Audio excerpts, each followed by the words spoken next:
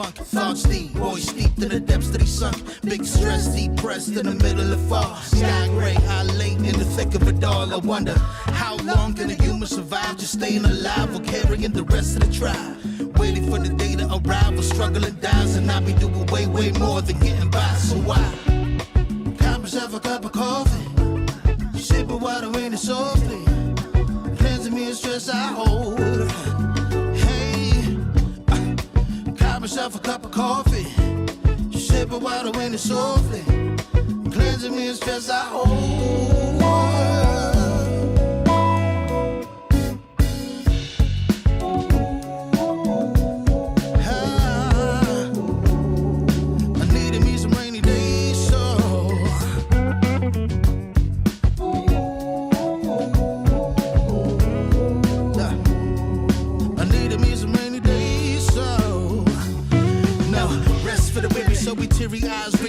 Life is so much more than just living a day.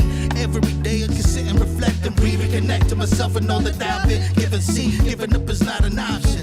So when I'm looking at gray skies, I'll be adopting a new way to deal with a test. Lord, relieve me of stress and bring me looking like when blessings drop in. And so I got myself a cup of coffee, sip of water in it softly, cleansing me of stress I hold.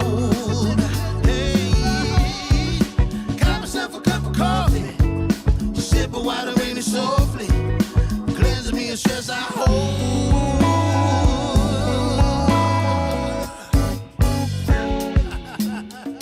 Hey, here we go. Yeah, let's do this. Y'all ready? 1, 2, 3. In times of test, let no harm beset me, oh my Lord, oh my Lord.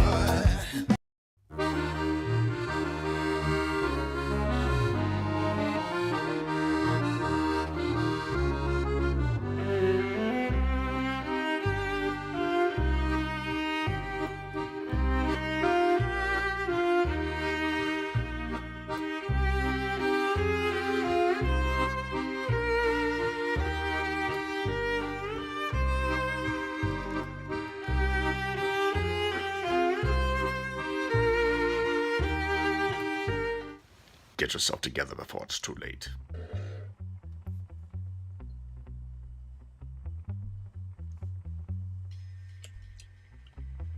Good evening, everybody. From Divided We Stand. Tonight, it's a first. At least a first for a long time. In a long time. This way. We are now broadcasting on 3 different platforms.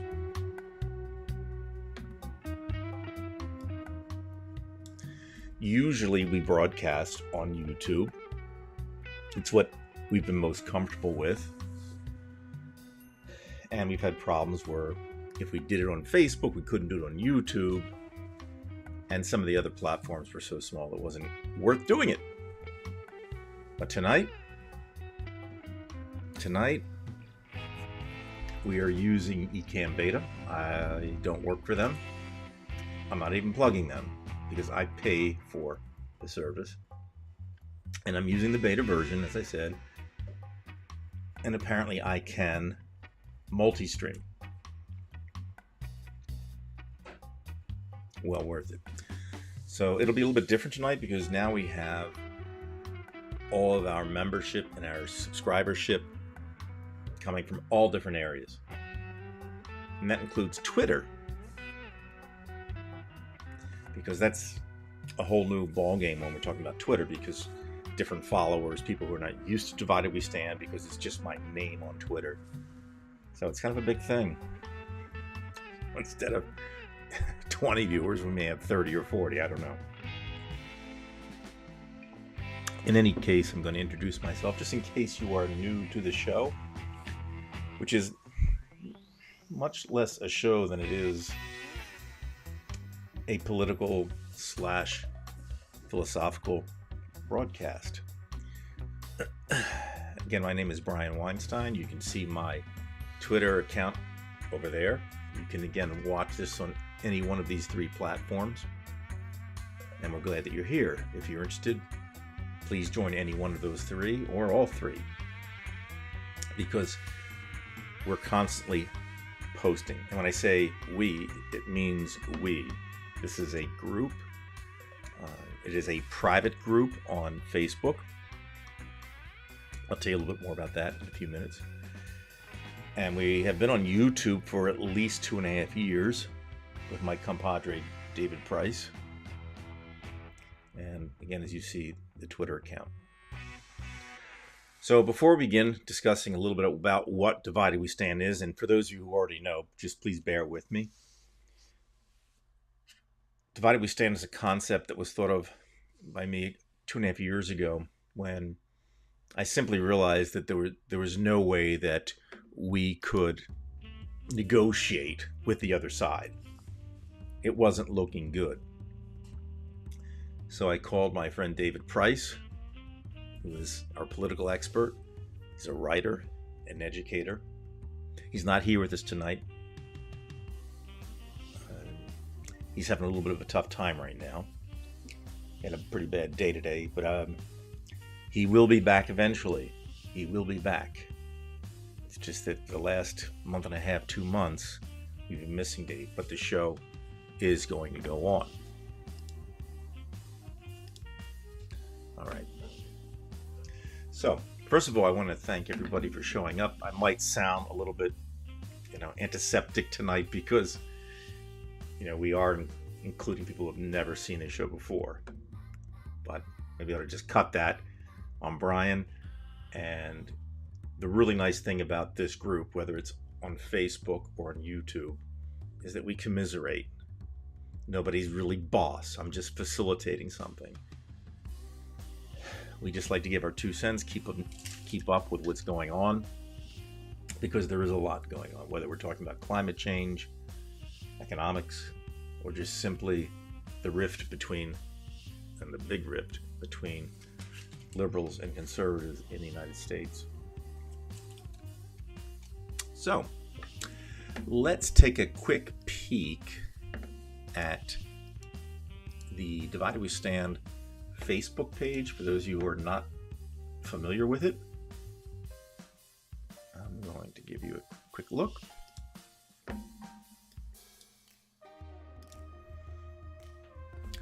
Okay, so this is our, making this a little smaller for you, Facebook group page. It's about 2.5 years ago that we started this.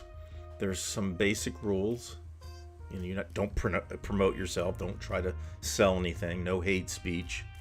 Be kind to people. Just basic rules that are important if you want to be part of the group.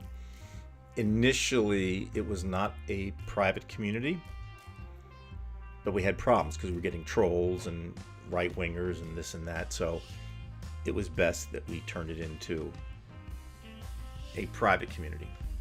If you'd like to join, you just have to make sure that you agree to the rules, because we can't have the trolls and we can't have people selling things. And we have almost 100 people who would like to be a part of this page, but they haven't agreed to the rules, so they don't get in. And that's something that David Price and I just absolutely won't give in on, because you run into a lot of problems, and you have people who, it's not a problem when somebody disagrees, but when they become trolls and they cause problems while you're having a broadcast or when you're posting things. We had a problem 2 weeks ago, I believe, online. So, anyway. All right. So anyway, this is Divided We Stand. And again, we have 5 or 6 basic rules. And when you are part of this group, you post some of your feelings or some articles that you feel are important for the day. And of course, then you get to comment on these. And we have around almost 1,300 members. And as you can see here, it's very, very active. This is just a matter of the last 9 or 10 hours here. Now, what is the advantage of being part of something like this, a Facebook group? Let me go back to my original Now, what is the advantage of being part of something like this on Facebook? Well, when I initially was on Facebook, going way back to the early 2000s, I would post my political opinions, and you're just getting back to contacting people, touching base with people you haven't seen for a long, long time. And all of a sudden, you're basically exposing yourself politically to all of them. And then you realize that these people weren't the same people that you thought they were. Nothing against them. It's their, right to believe what they want to believe. But, as that time period extends, you realize a lot's happened. So, as you know, if you're on Facebook, when you start posting things, people go at it. And ever since Trump ran for office, starting around 2015, having a personal page and posting politics was just about impossible. And especially for somebody like me, because I never held back. And that was that. So, having a group page lets you have people of like minds. You can commiserate, you can keep up to date, keep current with the situation. And it provides a safe place, a haven for people like minds.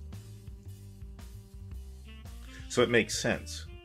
So when you have your personal page, you can keep in contact with these people. You may not necessarily hate them or anything like that, but you can't get along with them even politically, even if they're your family. But this way, it's separate. And thus, the expression divided we stand.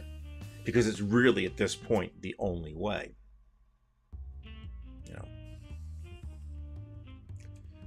Because you put too many people in the room with different opinions, well, what can you say?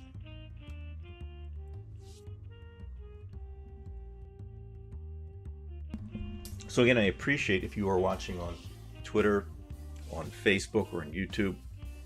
It's greatly appreciated. At this time, I usually welcome all the guests, and the guests are really people in the chat room, because we have a discussion as the show goes along. We show some information from the internet, and throw some ideas back and forth. So I'd like to say hello to some people, some very important people. Anthony's from Texas. Good to see you, Anthony. Anthony's a longtime member of Divided We Stand. Trev, great to see you. You've been here for a long, long time. Veg, my buddy from London, Ontario. And for those of you, again, who are not familiar with Divided We Stand, we have a lot of Canadian folks in our group, and thankfully so, because they're very reasonable, good people. So it's good to see Veg. And if you are interested, great channel, Vegematic, the Vegematic channel, direct from his basement in London, Ontario. That is great guy, and I mean that. 8 watching, wow. We'll have to increase that. Okay. What's your price? Okay. Now, we'll get to Trump in a bit. All right, so we get Veg here. Epi Mute from Scotland. Wonderful to see him. And, Epi has to be up. I guess it's around 5 hours, ahead of us. So right now, it's 9 o'clock. It's probably 2 in the morning in Scotland, if I'm correct. 2 or 3. So it's great to see him. So by the time the show's done, it's around 4 a.m. Always great to see Epi. And there you go with Sandy for Environmental Coffee House. Another great channel, a group on Facebook, also on YouTube. Please check her channel out. A lot of great information concerning the environment and climate change. I watched a great video of hers last week. So, and really, really nice person. And Sandy, if I may mention to you, if you're still there, I know, I think you said you're using Restream, but with Ecamm, and you may know this already, with the beta version, you can add destinations. And I think there's a certain requirement of upload speed that you need. I think for 3 destinations, it's roughly 14 megabytes. So we're good here. We're good here. So no need for Restream.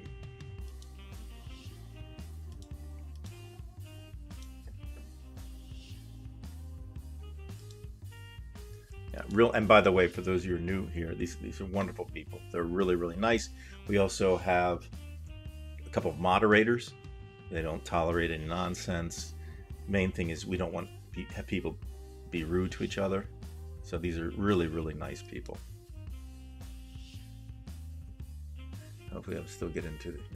Well, Epi, don't worry, because as long as you're on one of them, you're okay. You don't have to be on Facebook.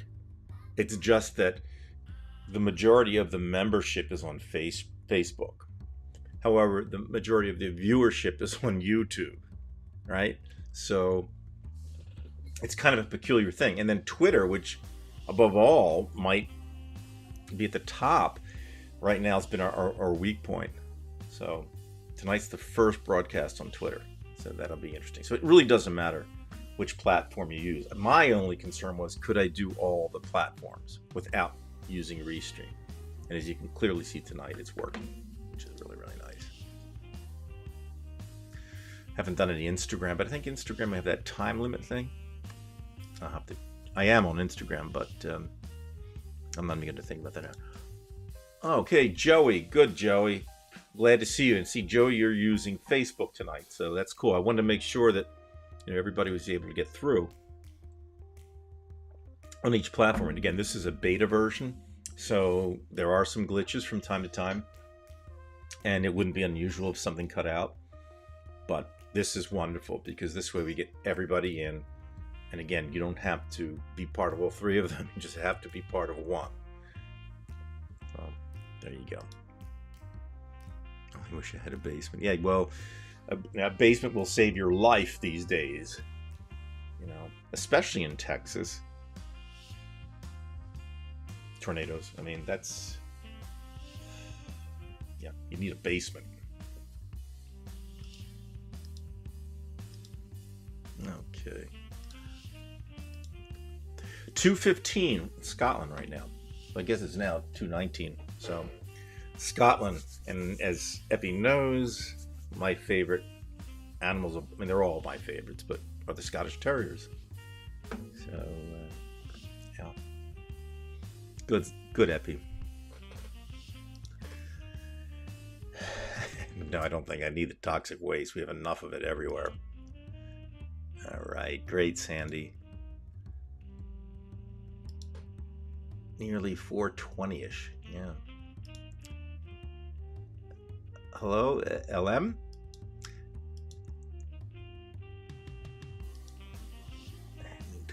Last man standing. Okay, I'll get through these and then we'll go through some of the discussions. I want to show you a few things. Want to go broadband. Good, Sandy. And then we've got Gary. How you doing, Gary? I don't know if you've been in touch with Dave. I purposely don't call Dave because we know each other. And if he doesn't get back to me, as I've said, if he doesn't text me back, that means he's not doing well. And it's been 3 weeks now. So,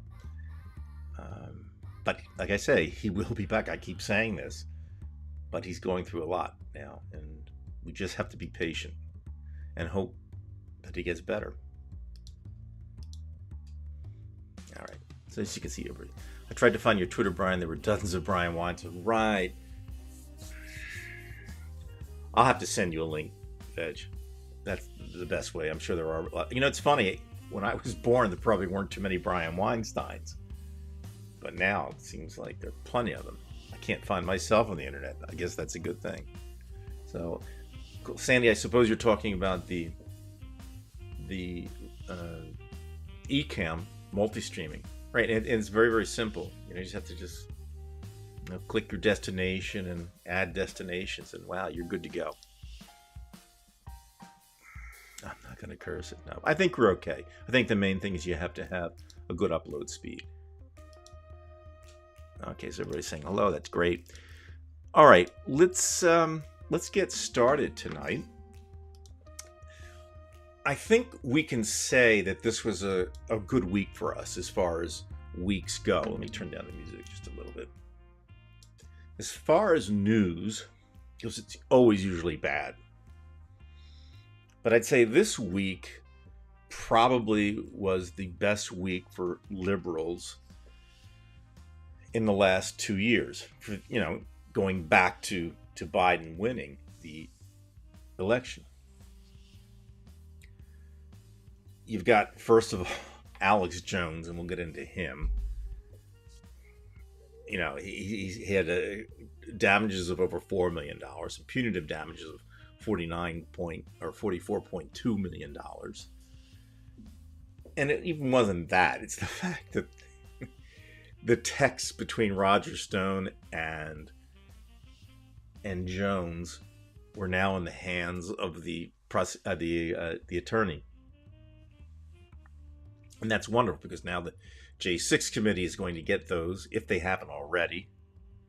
And who knows what text, because as you know, we discussed this last time, the Secret Service, the DOD, poof go the texts. So everybody thought that Trump had somehow put a wall around that information, and he did. I mean, he had so many people within the government. And we'll talk about people like Trump, like Viktor Orban, and what he does.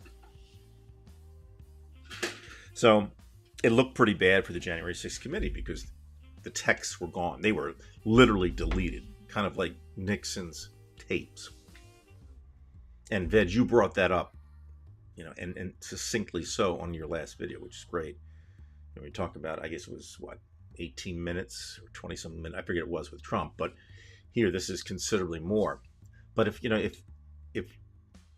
we can get all of those texts between Stone and Jones, that may be enough. And there may be more, because you have people like Marjorie Taylor Greene. And who else? Because don't forget, Jones was part of that propaganda arm. In fact, it was the more extreme propaganda arm than even Fox News. But it's important to the Republican Party to have that propaganda arm. Because if you think about it, not only does it,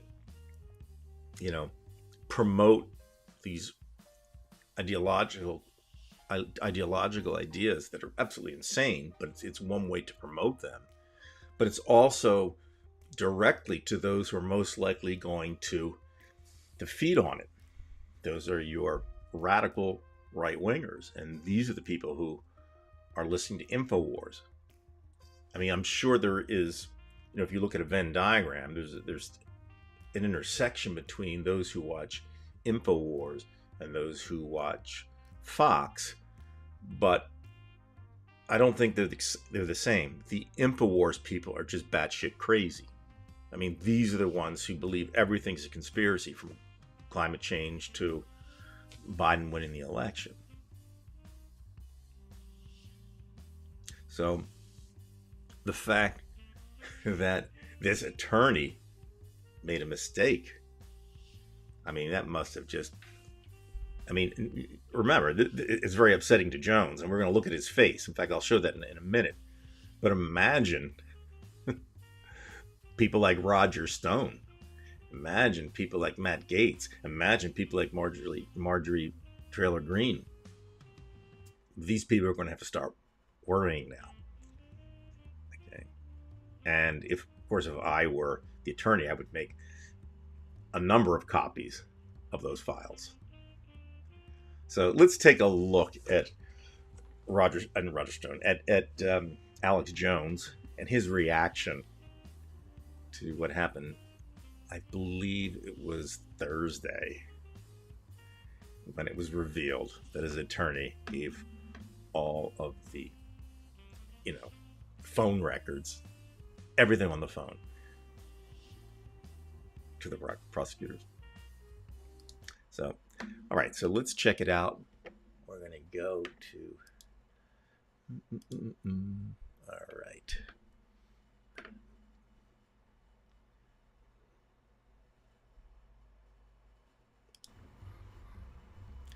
All right, now hopefully you can see me. And I think I have it queued up just about right. Let's see if I can bring myself in here. And if I don't, I'll just move it back a little bit. So here we go. You know that 12 days ago, your attorneys messed up and sent me an entire digital copy of your entire cell phone with every text message you've sent for the past 2 years, and when informed, did not take any steps to identify it as privileged or protect it in any way. And as of 2 days ago, it fell free and clear into my possession. And that is how I know you lied to me when you said you didn't have text messages about Sandy Hook. Did you know that? Now, just look at his face. And I know I should probably take the volume off because I like doing that kind of thing. But just look at his expression. Let's take it back when he's confronted with the truth. This is how I know you lied to me when you said you didn't have text messages about Sandy Hook. Did you know that? Now, you can bet it must be like electricity running through that body right now. He's trying to hold composure. But really you can't. It's like when you're embarrassed. It's like the heat comes off the top of your head and you try to hold on. Like after making a mistake when you're playing music or something like that. This is what's happening to him right now. And now he has to try to save face. But there's two things going on. It's the gotcha moment. But more than that, this sends fear through some of the worst characters that you could bring up, because when that is exposed, it's not just the fear that runs through him because he's worried about losing some money. He's not going to go to jail for this. He's just going to lose some money, unless somehow, the courts in Texas reduce the amount of punitive damages. But the real fear, the terror that must run through the people who did contact him, because now the J6 committee is going to see those names and see those things that things are said. So now you can work against these people. And again, if I were somebody like Roger Stone, I'd be really, really scared right now. I told you the truth. This is your Perry Mason moment. I gave them my phone, and then... Mr. Jones, you need to answer the question. No, Did you know this happened? No, I didn't know this happened. But, I told you I gave them the phone over. Just And answer the question. you said in your deposition, you searched your phone. You said you pulled down the text, did the search function for Sandy Hook. That's what you said, Mr. Jones, correct? And I had several different phones with this number, but I did, yeah. Well, of course, that's why you got it. So now he's talking about, now he can't get out of it now. Now he knows, as he even said, this is a Perry Mason moment. So he says, well, I have several phones. So somehow that makes a difference that he has several phones. Okay? He's probably trying to say, well, I didn't know which phone you're talking about, Oh, what was that phone? I didn't have any texts about Sandy Hook on that phone, which is bullshit. Okay? He's caught in a lie. He knows it. And he even says, again, the Perry Mason moment. And it is a Perry Mason moment. And that's funny because I don't know if anybody here watches Perry Mason. If I can go back to my normal screen for a second.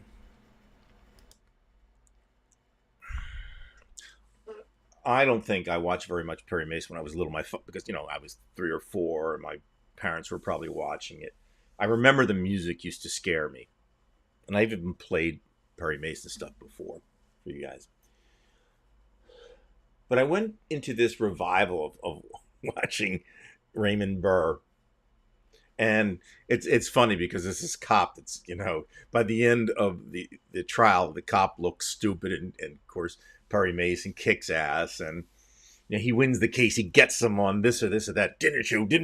You know, and the person who's on the stand just gives in and breaks down.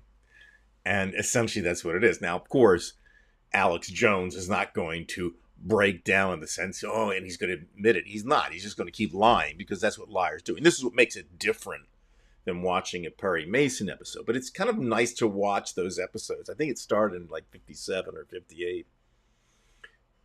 And it does have that, it's almost comical.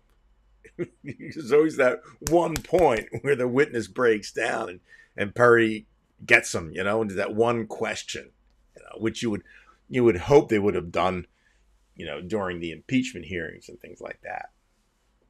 But this was one Perry Mason moment. He said, you lied. We know you lied. So he even has to preempt it by saying, oh, now you have your Perry Mason moment. Yeah, you're right. We have a Perry Mason moment. And you're on the other side. So it was a wonderful moment. And as you know, Jones is going to have to go through more of this. Even if in the state of Texas they reduce the punitive damages. I mean, who knows what will go on there? We don't know what's going on with kind of judges or what. But we know, I think there's one coming up in Connecticut. Either way, he's looking bad. And like I said, I think that the greatest thing that's going to come out of this is the fact that they have those texts. Because who knows, if there's anybody you want to have, is you want to have his phone. Because you know he was right involved in that on January 6th. Okay? So, you know, the Secret Service may have gotten away with their bullshit and chicanery. But because of Alex Jones, you know, we may be okay. At least we'll get there. So, let's see if I can't finish this out for you. Okay? No, Mr. Jones, that's not what happened. My lawyer sent it to you, but I'm hiding it. Okay. Mr. Jones, Mr. Jones, that's, please just answer questions. There's no question.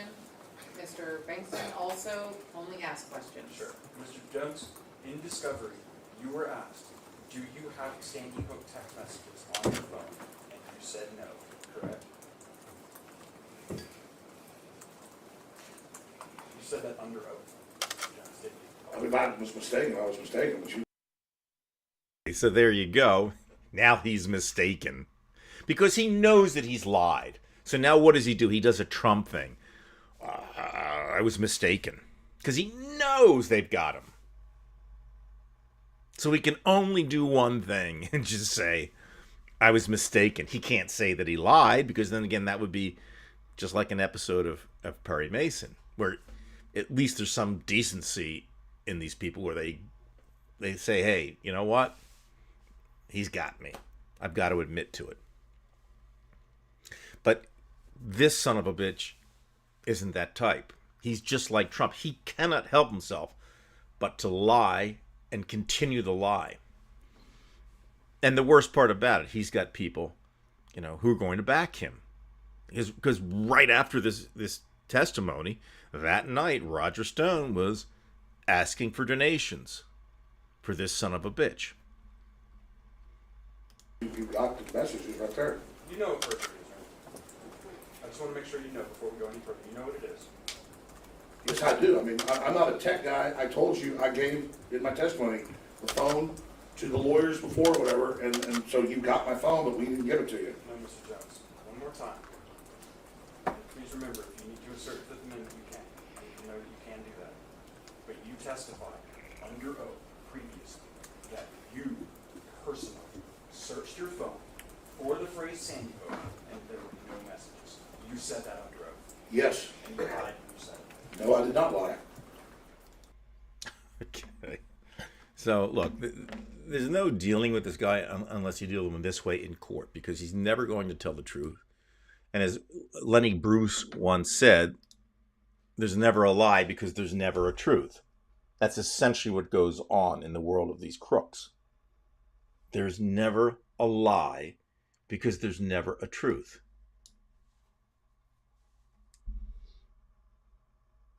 And they have nothing to compare it to. And this guy is like that. Let's see if there's any commentary about Alex Jones here. So I don't want to get too far ahead of the commentary if they're here. Watching from McAllen, Texas, great. And we do have a few people from Texas who do watch. I know, Anthony, you're from Dallas. And let's not forget, folks, that despite the fact that Texas is a red state, and I've said this before, when the vote came in, and I believe Trump won Texas, of course, but it might have been 7 million to 5 million. There were more votes, 3 times the amount of votes, liberal votes, for Biden in Texas than there were in all the state of New Jersey, which is a Democratic state. So when you think of Texas, it's a large state. There are a lot of conservatives, but still, there's a large number of liberals there. Only have to look at the city of Austin. Okay. So it's great to see folks who are from red states, because you're in the pits. You know what I mean? You're the ones that have to, really deal with the craziness. Although I live in a red county, I'm not in a red state. Yeah, I think, Sandy, getting back to this issue, definitely try it out. It's not hard, and you're going to save yourself some money, because Restream is not cheap, and this does the job. Yeah, she had a trip. I was hoping that she didn't go. Rudel, Biden had suggested that she not go. I didn't know that we needed that type of whatever, but she's 82, and she's going to do what she feels is right. So, and China did react better than what Russia would react. If China had been Russia, they would have attacked Taiwan. Here, they just did some threatening things and whatnot, but they weren't going to go, physical, so to speak. Sure, they had some military exercises, but there's a certain, I don't want to say decency, but there's a certain logic that's there with the Chinese government that is not there with the current Russian government. So, yeah. Okay, we have Kim from the state of Washington. Great to see Kim, as usual. Kim, hope everybody's doing well. Kim, we are broadcasting through Twitter and through Facebook also tonight. So all 3 of them at once, which is really, really nice. Nearly $50 million. Ouch. Yeah, that's right. We're talking about Jones. That would be very close. Now, whether he does have to pay that amount, we won't know yet, because Texas does cap damages. So we'll see what happens there. And he may have friends in high places. Who knows? But like I said, he's going to pay something. And if he doesn't pay all of that through Texas, he's got 2 more cases to go through. And it doesn't look good for him. So, I don't know what he's going to... The case will probably go better for him. And not that it would go well, but, he has experience now on what to say and what not to say, what to give and what not to give. Okay. People are saying hello to each other. That's good. But we'll keep going on here. Okay.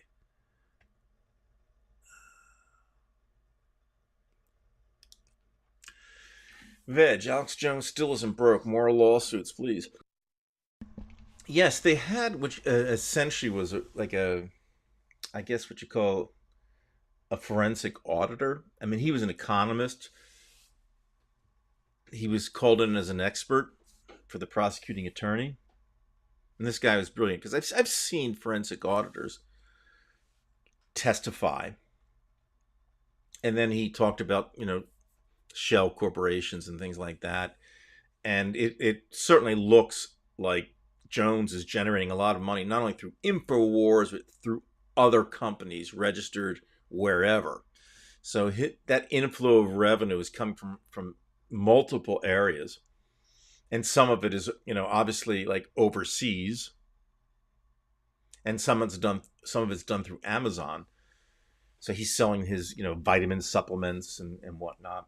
He gets advertising revenue from InfoWars. He gets donations. Now, these people, don't forget the fanatic that follows him. These are like Jim Jones people.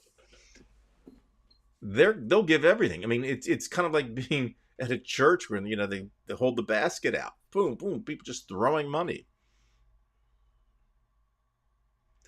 So he has a lot of sources, and whether they'll be able to determine what he can and can't pay, I don't know, because he's going through this bankruptcy court, and he's got to be able to prove that he's bankrupt. So he's going to start hiding things, and I'm sure right now they're trying to shuffle money to other places, what most people do. Somebody in a trust over here or a trust over there. Yeah, that will be interesting. And he'll do the Trumpian type thing. Hide that money. All right. So, yeah, he's definitely not broke. In fact, that's why he does it. That's why he's, such a big deal on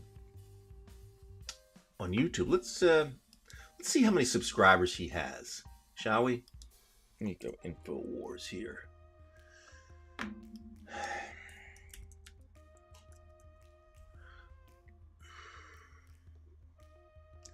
Let me filter this to a channel here. Let me see if do a search right now. Let's go to web so you can follow what I'm doing.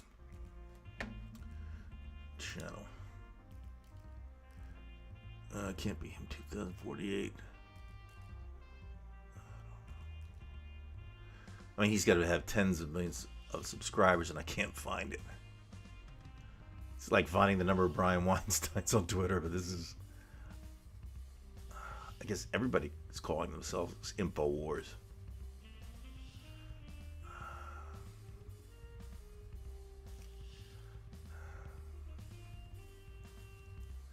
You know what? This is something you guys could help me out there. If somebody can figure out how many millions of subscribers he has. I don't know why they don't list highest subscribership first. I don't know. I'm not going to make a habit out of this. Anyway, even InfoWars that aren't his legitimate channel, some of them have over 1 million subscribers. So, yeah, I certainly wouldn't subscribe to his channel. But let's see if I can get a video of his. Maybe that'll draw us.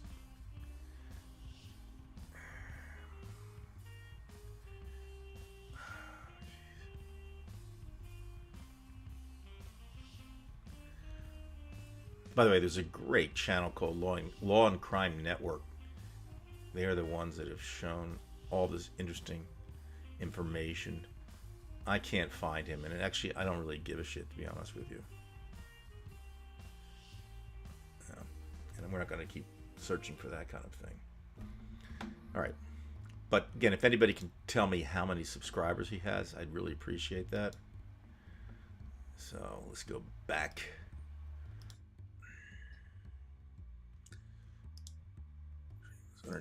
Yeah, I think I'm going to show you that too, folks. I think I want to do that now with the CPAC.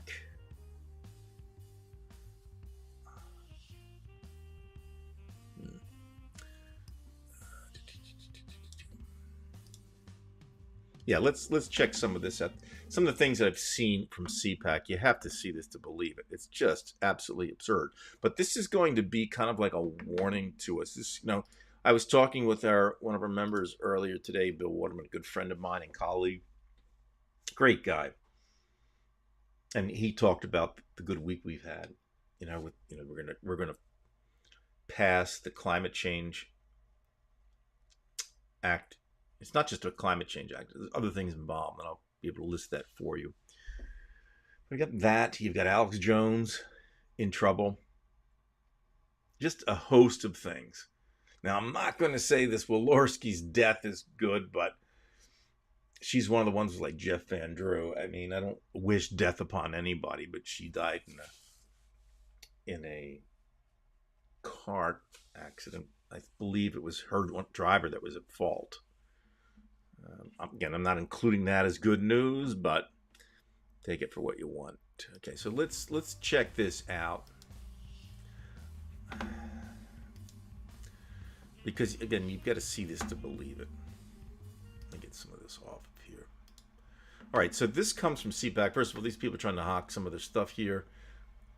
Let's check it out. We have Ultra MAGA hats. We have Trump 2024 hats. I've actually been selling for a couple of years. This hat, which says I could blank a better president. The back, it has Buck 5 on the back. This beautiful CPAC bling purse. Perfect for a cell phone, keys, credit cards, a night out on the town. Pastries for sale. It's a vanilla and strawberry filled. I'm here in Dallas, Texas, covering CPAC. Today, I'm going to give you a little tour through the wild world of MAGA CPAC merchandise that's on offer. Vendors are selling anything and everything Trump and MAGA here. There are children's books like this one, Plot Against the King, based on false conspiracies that Trump had the election stolen from him. I even had a go playing the Stop the Steal board game. In the game, we kind of did a timeline. It's the Russia hoax, then China virus or COVID, the mostly peaceful protests, quote, Summer of Love, and then campaign follies. We have fake news cards, the corruption cards, and the trigger cards. There are hats, t-shirts, socks, slippers, commemorative plates, bills with Trump's face on it, and more. So there's a classic case of a lot of grifting going on. I mean, this is essentially Trump's modus operandi anyway. Some more seat back crap. Ladies and gentlemen, we are all domestic terrorists. Nice. Ladies and gentlemen, we are all domestic terrorists. And there, speaking of terrorists and traitors, there you have Roger Stone. Well, that's not Michael Flynn with him right there, but he just as well be with him. So they're basically trying to take over Christianity. Steve Bannon, let's hear him.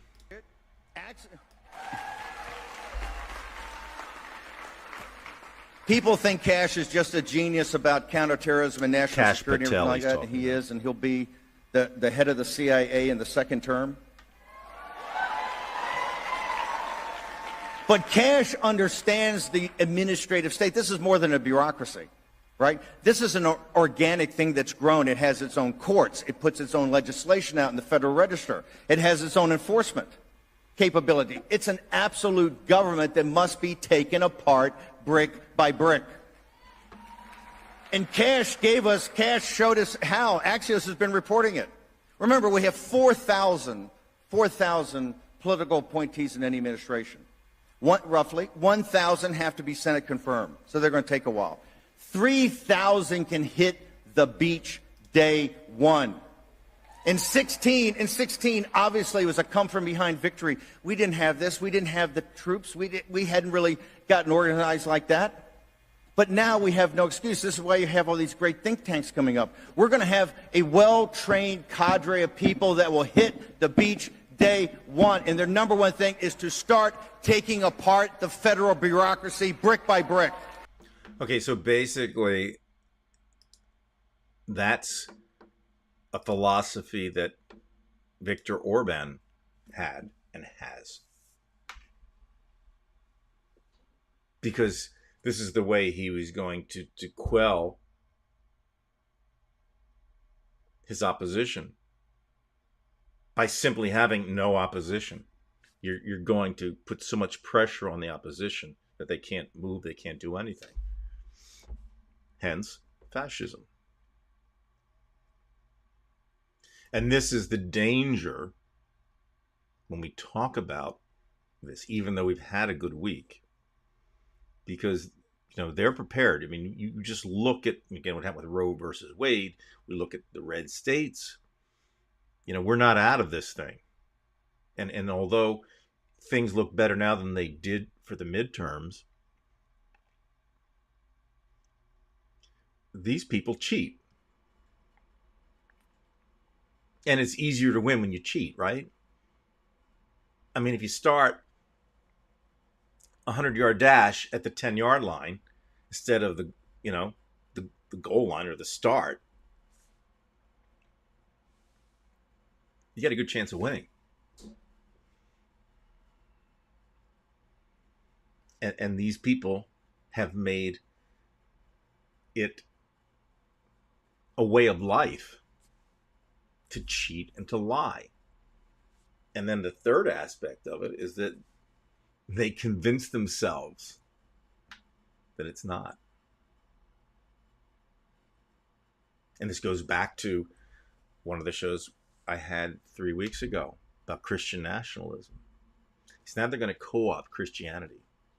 I mean, look, I know that we have liberal Christians everywhere, but it's these noisy right-wing fascists, Christian fascists, who are turning everything around, and even the Catholic Church has got involved in the abortion thing. So what Bannon's talking about is basically what Viktor Orban has done, and notice who they brought to the CPAC. Viktor Orban. Now, for those of you who don't know who Viktor Orban is, I started reading about Viktor Orban through, you can't see it here,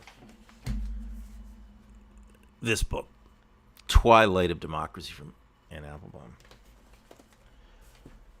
And I think the focus, at least in the beginning of the book, was about Orban. Let's see if I can dig this up through Wikipedia here. So Orban's a guy who's, I think he's born like 62 or 63. He's 3 years younger than I am. Okay? He worked his way up from Hungary. I think at one time he was part of the Communist Party, which is interesting now because he's not a communist, but he does have a lot of ties with Russia, even though Hungary is part of NATO. Okay? And he has essentially quelled the opposition. He calls himself an illiberal democracy, I believe. Is that what he calls it? It's got to be around here somewhere. I believe that's what he calls it. He doesn't like liberals. Let's just face that. In fact, it's kind of, if you think about Putin, he sees Biden as a much, much greater threat than Trump. You would think it would be the opposite. I've always said this, that you would think that, the Soviet Union would have, had a real problem with Republicans because they were the ones who had the higher military spending. But no, it was the liberals they've always worried about, because it was the liberals who were going to make it possible for the average Russian to express themselves. And once you express yourself in some type of free environment, there can be a lot of change. And that's not something that they've wanted over the last 800 years. Yeah, he's against liberal democracy. So this guy makes his speech. I believe he's a racist. He doesn't want any, as you can see here, mixing of Europeans and non-European races. Certainly sounds like Hitler.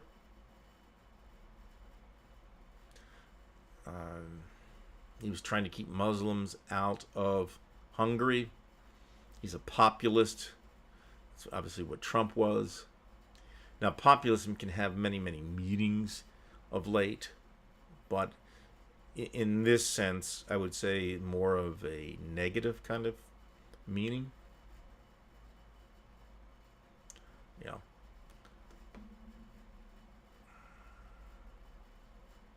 So Tucker Carlson praises him.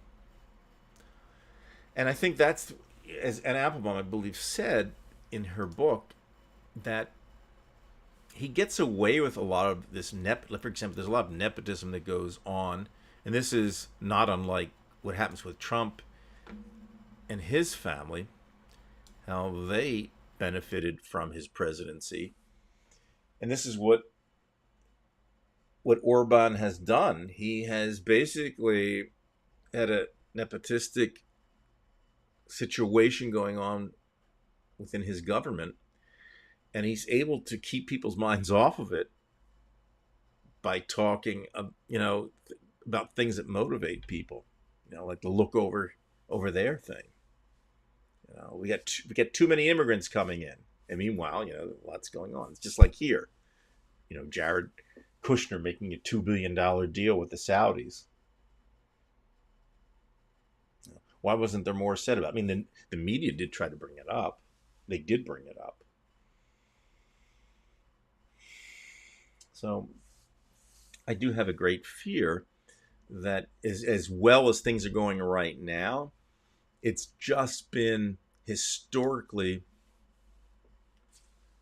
very, very difficult for liberals anywhere in the world.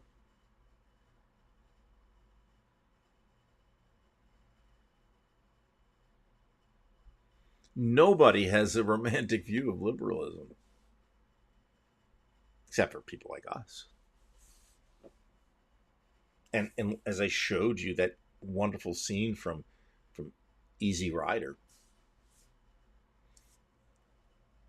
a conservative's view of freedom is a lot different than a liberal's view of freedom.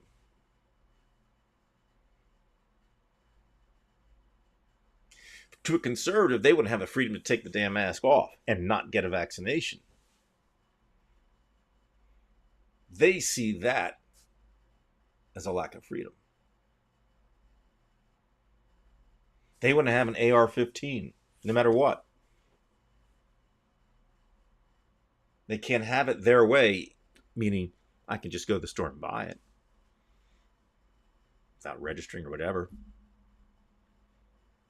They want that freedom. They call that freedom.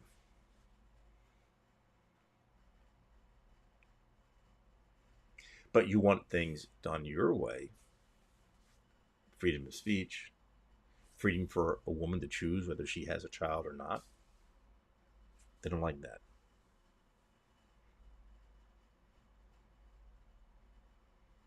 Because they play dirty. And one would only have to look what's going on in Russia now with Brittany Griner.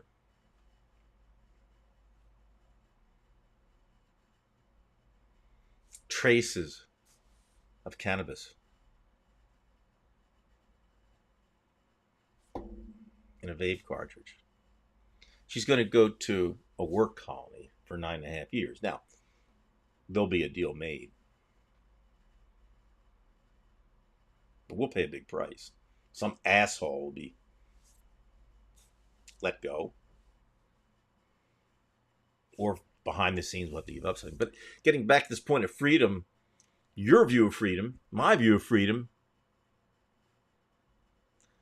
I just want to be able to breathe clean air.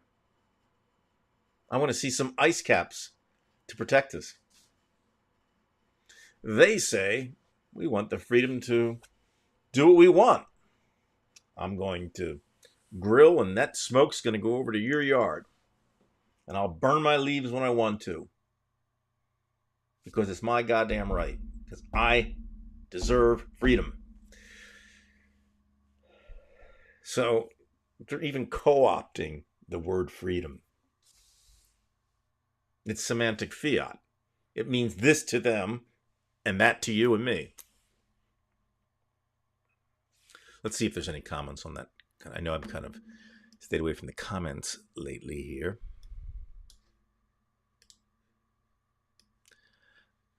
It's one thing with Ecamm. They have all the different things here, commentary and this and that, but you can lose them very, very quickly. Marjorie Trailer Green was on here. Yeah, and I have a picture of that somewhere.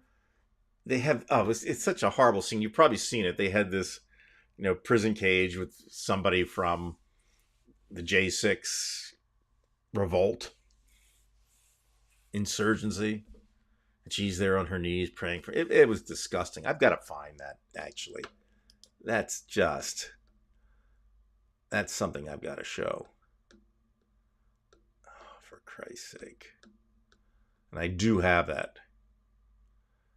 Let's see. Oh, here it is. Let me go back. Because Veg, this is what you were talking about, I assume. Let me go back to the web here. All right. And there you go. Let me bring this down a little bit. If a Democrat kneeled before a depiction of a Guantanamo Bay inmate, Speaker Pelosi would never hear the end of it. Retreat if GOP leader McCarthy must announce this or drop to his knees with our Representative Marjorie Taylor Greene to worship terrorists. Yeah. And she was probably one of them, too. We know she was there, and who knows what else she was doing. But I assume, Veg, that's what you were talking about. So we'll put that up there again. All right. Needs a CPAC. Yes, indeed. Yes, Glenn Greenwald loves Alex Jones. God. I haven't heard Glenn Greenwald's name in a long time. I guess he has problems. Yeah, he does, doesn't he? Greenwald's gone insane. Okay, I would agree. Looks worried. Oops, yes, he did look worried, didn't he? Yeah, his lawyer's buried. But, there are people, Epi, who think that his lawyer purposely did that so that he could sue his lawyer, or maybe because they could say they could appeal because he wasn't represented well. Who knows? Who knows? But I'm happy for it.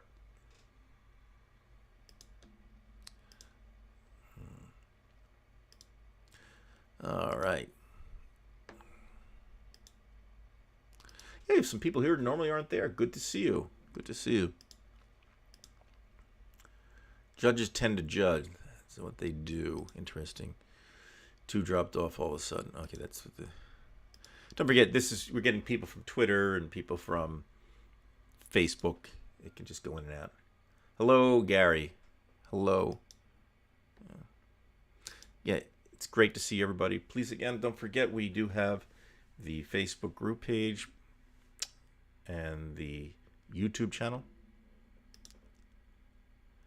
He is fried, and that's good. Yeah, everybody's really friendly here, so it's a little oasis of hope. Yeah. The name sounds very put-offish, divided we stand. But again, it's security. It's just like having that Facebook group page so that you don't have to have that awful back and forth on your personal page. Okay. All right. All right. Perry Mason was my father's favorite Shelby besides Gunsmoke. Yeah.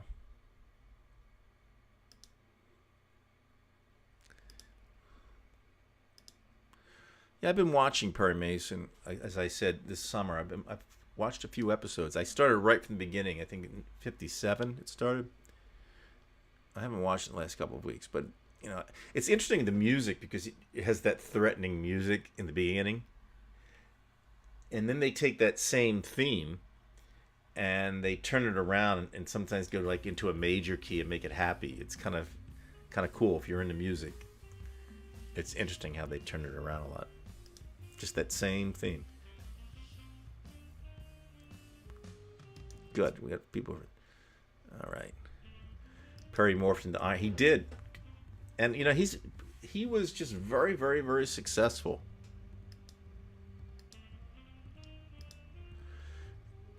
He's charged. Yeah, it'd be great. I guess just Texas kind of freaks me out, He should be charged with perjury. He did lie. You and I would go, that's for sure. I'm just clicking through these quickly. I can barely see it, but I'm trying. Okay, so folks, you guys are good friends. It's good.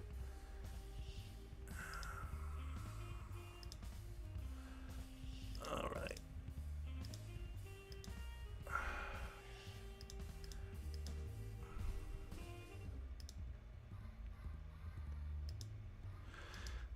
Fat Boy's an amazing person. He had an amazing life. I really have with a pair. It's good. Well, we're glad to have him here. Everybody we're glad to have here.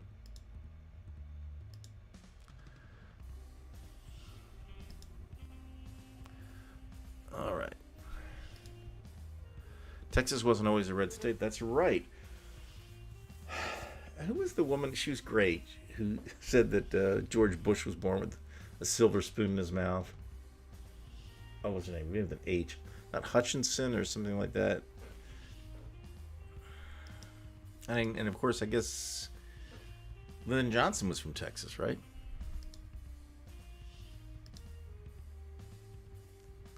No, it wasn't.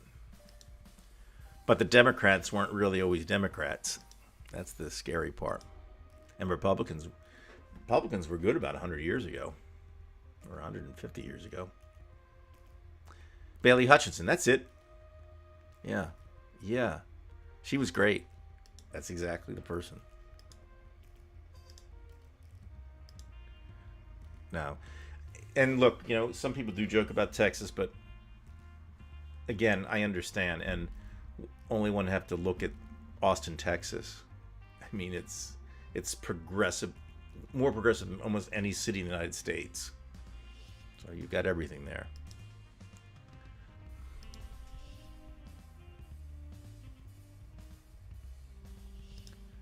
Yeah, it was Hutchinson.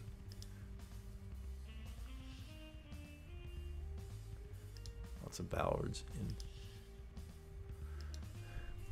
There used to be, Epi, an owner of a hockey team from Toronto. His name was Harold Ballard. He was a complete criminal. I mean, really. And the team is the most important team in the history of the country of Canada. And I don't want to be tough on people, but they don't win anything. They never win. They haven't won since 1967. And Ballard was the guy who kind of helped put him into that tailspin. Just corrupt guy. He's not there anymore. He's dead. But yeah, Ballard, Harold Ballard. He was a crook. I don't even know if Canadians know about him now. It's so long ago, but he wasn't such a good guy. Supporting people, a female leader visiting and supporting a female president. All right. Is releasing. Okay, I'm going to have to check out T-Bone. Again, folks, I've been worried about T-Bone because, I haven't seen him in a long time. We had him on 1 week, and I don't know what went on in the chat room the next week. I don't know what happened. Something happened, and I don't know. I don't know what happened. Good guy. I'd like to see him back. In fact, I was thinking today, I got to get a hold of him. I'd like to have him on again. I thought he was great. Really like T-Bone. Good guy. Now you can't see the chat, but all right. So at least I know that it's on Twitter too. Yeah.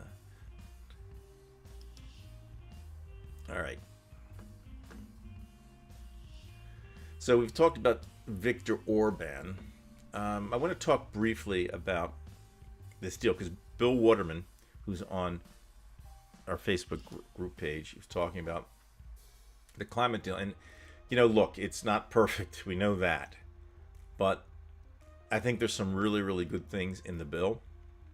CNN posted this. You can go to whitehouse.gov. I've been there also. But if we look at some of the things there that are helpful, these are things that no Republican would do. Okay? So just understand that. And hopefully it has passed. If anybody's online right now, you could check. I mean, it'll probably be late tonight that it'll be passed. If you can find out, please tell me.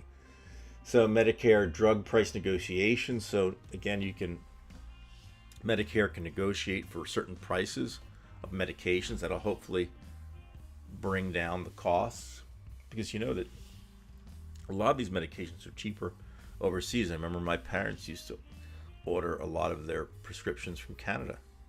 Much, much cheaper. Who wants these just exorbitant prices, especially when you're older, when you really do need the medication? Inflation cap legislation would also impose penalties on drug companies if they increase their prices faster than inflation. Now, that's good, right? It's like the same thing with like the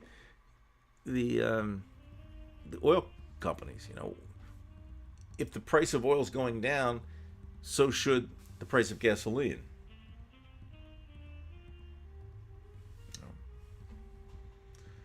So a lot of this has to do with Medicare. So, all of us should be happy about that. Because again, no Republican would care about you or me.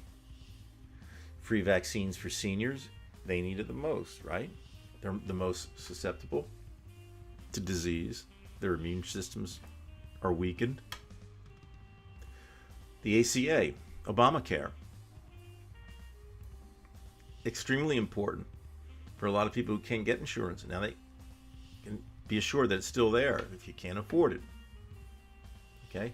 Enrollees pay no more than 8.5% of their income come toward coverage, right? I mean, if you're only making 30 grand a year, you can't afford to pay $20,000 in medical costs for medical insurance. Again, this is to help the average person.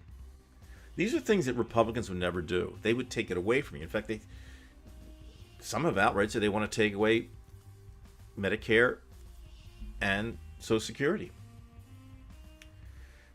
This is a big one here.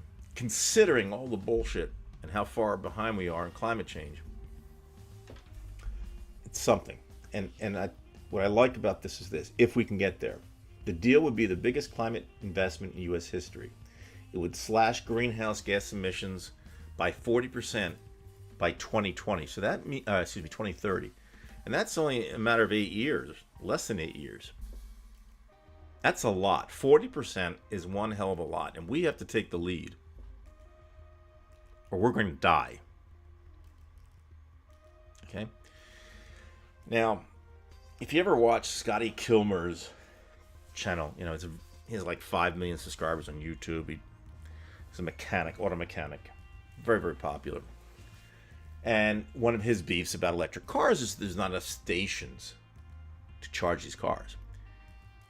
And we have to get off of fossil fuels. So we move from hybrids to the plug-in hybrids to the electric cars, where we really need to be. Okay?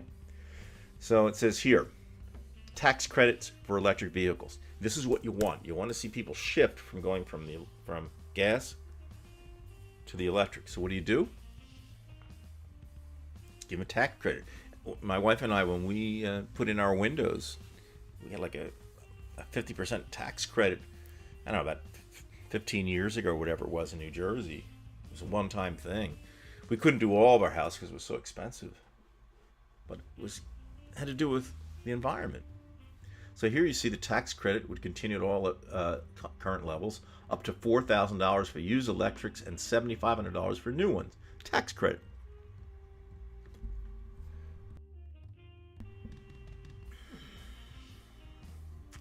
So Manchin did cause a few problems with that, but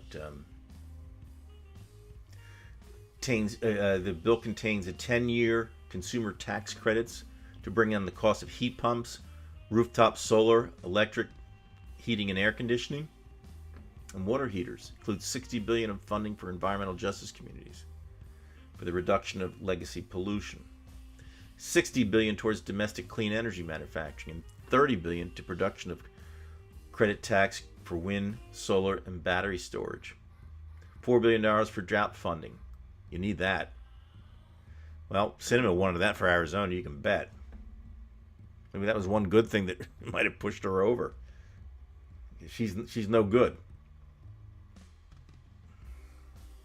And there are tax provisions against large corporations of 15%. So you can go through that yourself. You can find that on CNN.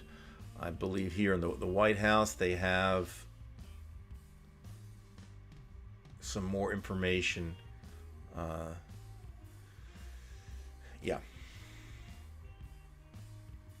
You can get a lot of good information there. It's a really good site. All right, so good stuff. Let me see in the chat room if the bill has passed tonight, because that's really, really important. All right, anybody? Yeah, I used to watch Austin City Limits. A lot of good musical stuff on there over the years. All right, let me go back to...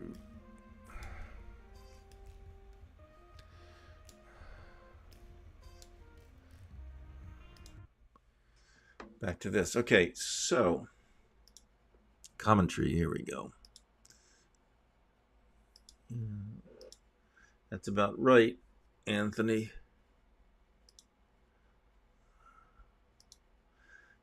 That's about right, Anthony. I mean, really, if you think about it, I mean, as I've said, these people are intransigent. We're not going to get through.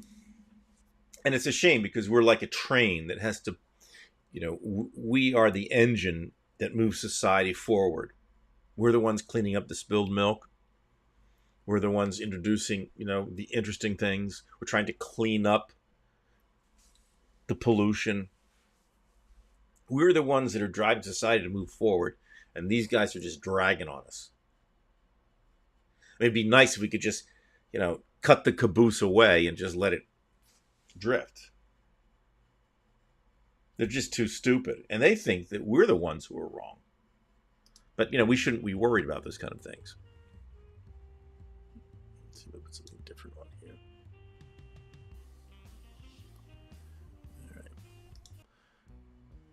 All right. Okay. Sorry, folks. A little bit tough to get through this. Besides created her donors, she can't see about it. Okay, I don't think. Okay.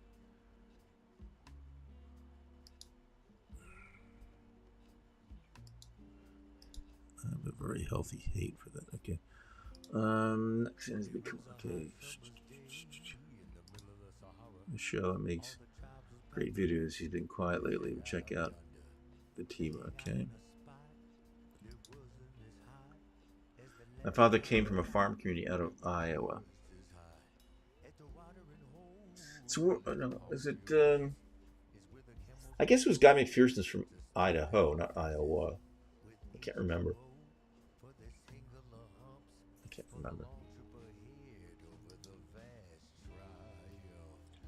All right.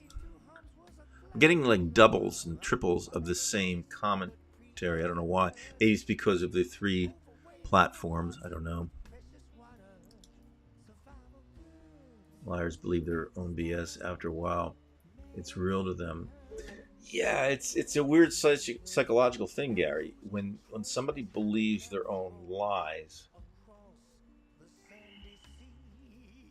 to me, it must be some type of defense mechanism. It's like telling yourself you're not dying, or even like, I don't know. I can remember I was in junior high school, 7th grade. One kid, he kept saying he didn't like this girl, and we all knew that he did. But he used to get so upset. I'll never forget some guy. It was crazy. One of my friends brought in a poster and would shake it in front of his face. It said, "So and so loves this girl." It was so immature, but can you imagine? Like, he's trying to bust on his friend. He spends the whole day before working on a poster. So and so loves so and so, and he would shake it in front of. I don't know how I got on this, but it was like a defense mechanism. This person, he should have just said that he liked her, and it would have been over with. He wouldn't have to worry about the poster. But more seriously speaking, though, when these people lie to themselves, it's got to be some kind of defense mechanism. They just can't. It's a psychological problem. It's not just being morally decrepit. There must be some psychological problem. And of course, I'm not a psychologist. I don't know, but to lie to oneself is the worst of all lies. Yeah, I mean, it's tough, Sandy. It's hard to believe.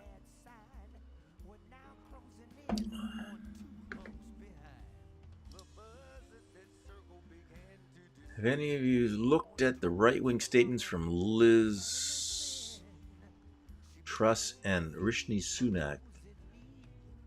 And one of those are going to be, no, I have not. One can only guess. Of course, Scotland's a smaller country, but I'm sure you have your right-wing crazies too. And one only has to look at Hungary with Viktor Orban, We're looking up to him here. Not me, of course, but the Republicans. Hungary doesn't, it's fine. I was wondering, maybe they were thrown out of that. But here, see, look. Let me see if I can get this veg, because I need to clear this up for myself.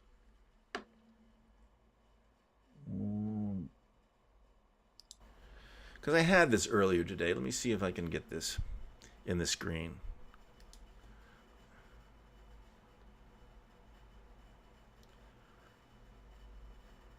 Okay, now this is, again, from Wikipedia. Member countries, NATO. And under this, if you look, they have Hungary listed. Now, I don't know. Oh, hold it. This is, I guess it's dated here. Hungary, 1999. At least that's what it says, Veg. I don't know. There may have been issues with, it says here, the Turkey, Bulgaria, adding Czech Republic, Hungary, and Poland in 1999. Well,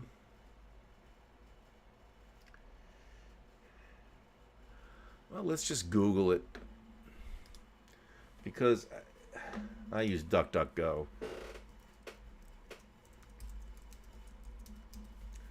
All right, let's see.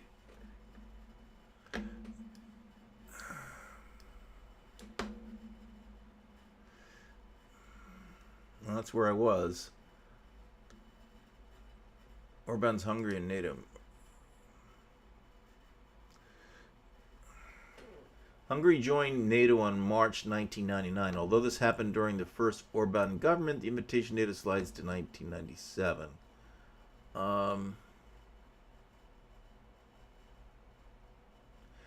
Hungary is not on its way into a new dependence on Russia. Orban already handled. It's just kind of strange because they, are supportive of Russia. So I don't know. It just looks like what I see here, they are. But I could be wrong. All right, let me get back to me. So somebody can check on that too, okay? If I'm wrong, I'm wrong. Reg doesn't care one way or another. He's wrong or right. Just as long as we get the right answer. I'll tell you what, if they are in NATO, I wouldn't trust Orban, All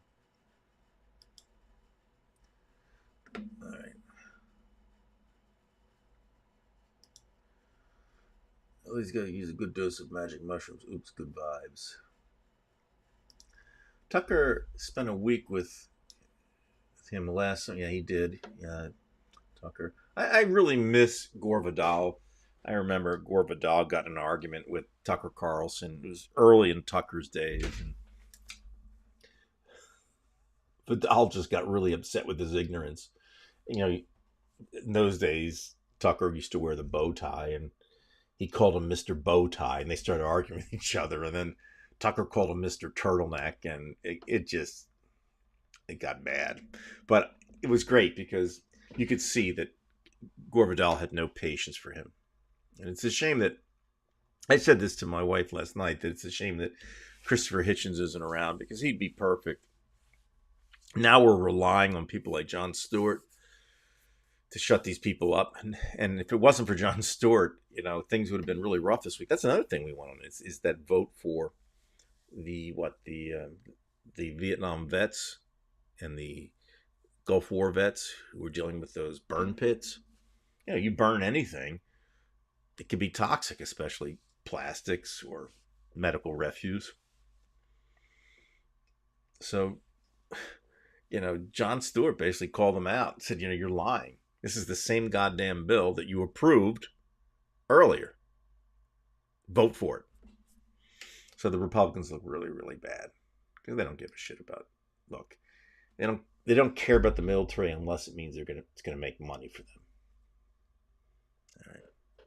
So I'm getting triplets of these comments. I know you're not doing it 3 times, folks, but for some reason, it's doing that. So that's probably a little quirk in the eCam beta system.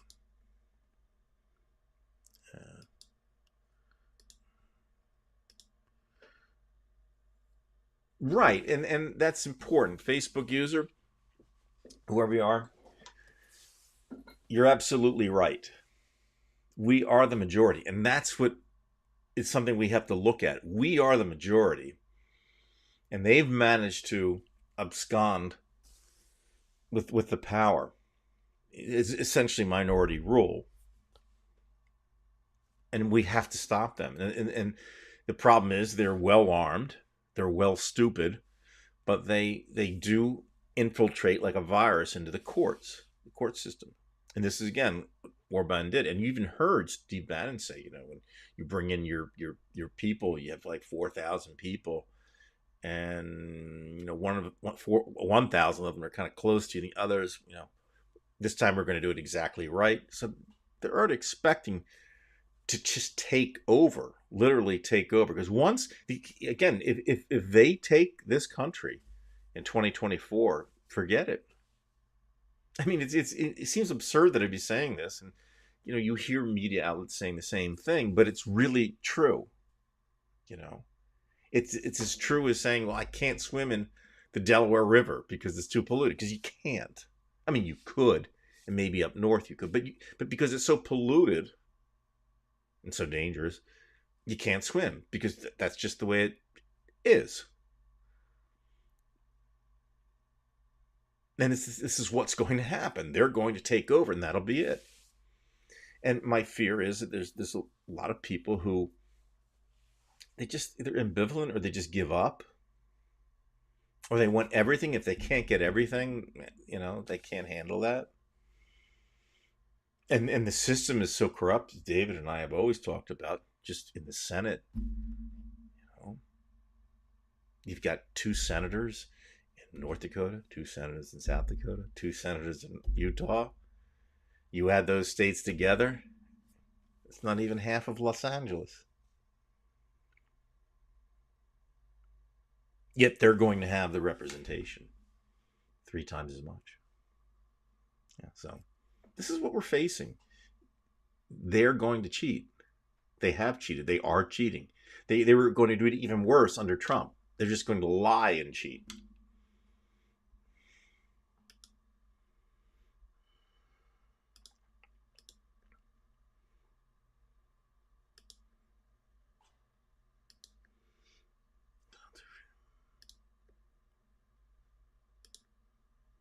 It's like the libertarians, the scorched earth party of no regulations. The planet will implode much quicker under libertarian. You're right. The libertarians, they never have an environmental policy. They don't have an international policy. It's like having, anarchism. I mean, you can have it. And they say, well, look at what goes on when you have government rule. It just always ends up bad. But see, the people are the danger, just like these companies will pollute the airs. When you see your neighbor or just somebody from your community driving in front of you and throwing out the McDonald's bag.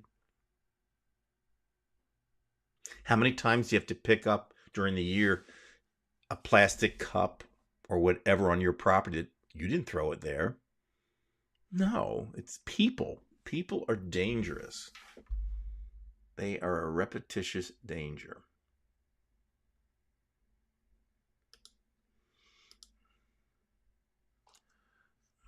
I have to be careful with these comments because again they're tripling up on me.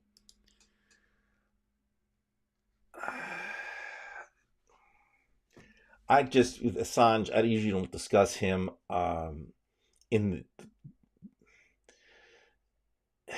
terms of the major problems in this country right now. I don't see the Assange situation as pressing compared to the other ones. I'm not completely well versed in the Assange situation.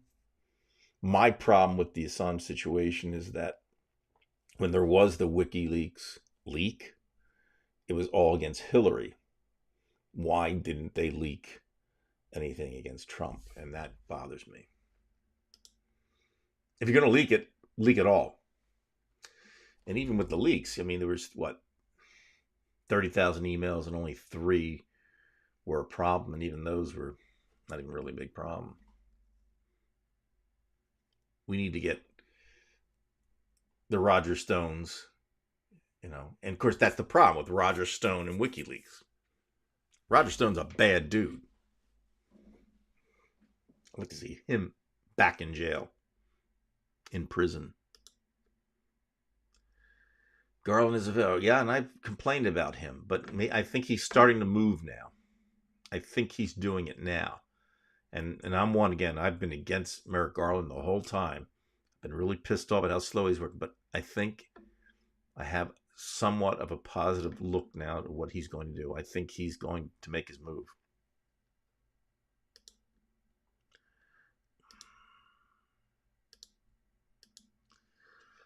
Antidepressants. Yeah, everything's depressing. This is good therapy, just being around people who are of like minds.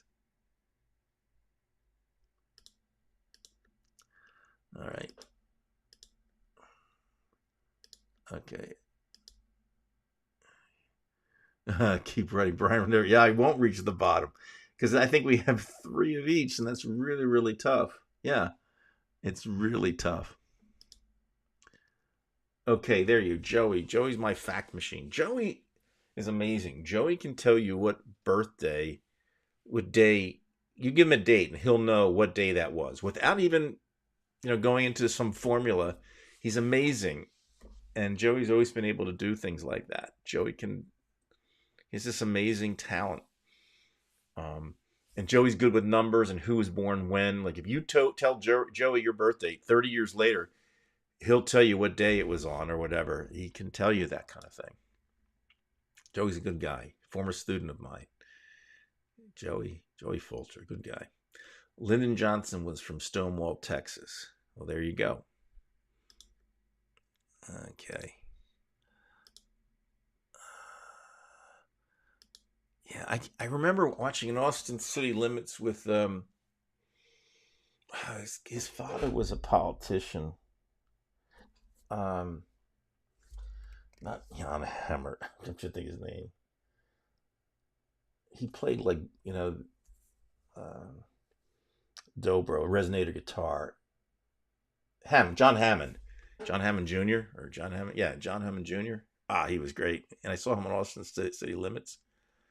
I mean, this goes back to the 70s or something like that. It was just tremendous. Okay. We have messages here for each other that I'm not going to be showing. Yeah, Austin's great for progressive people. All right. Les Canadiens are Canada's team. Listen, between you and me, Veg, don't tell Kevin Wheeler that. He'll explode. Okay.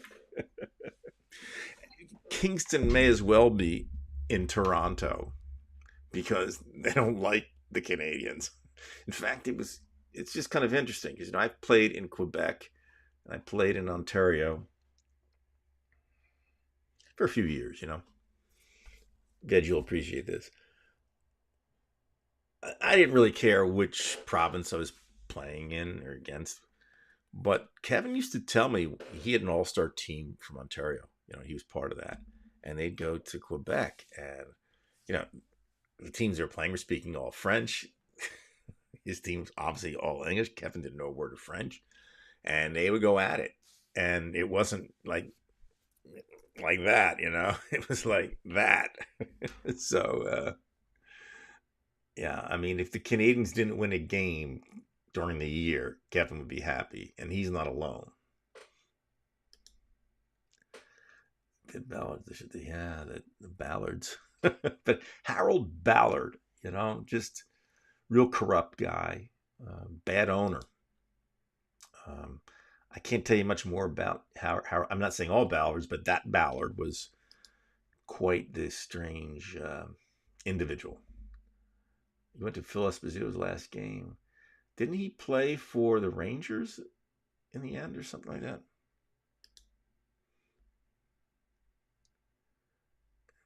Okay. Yeah, these things are tripling up. I can't get through this. I really can't. All right.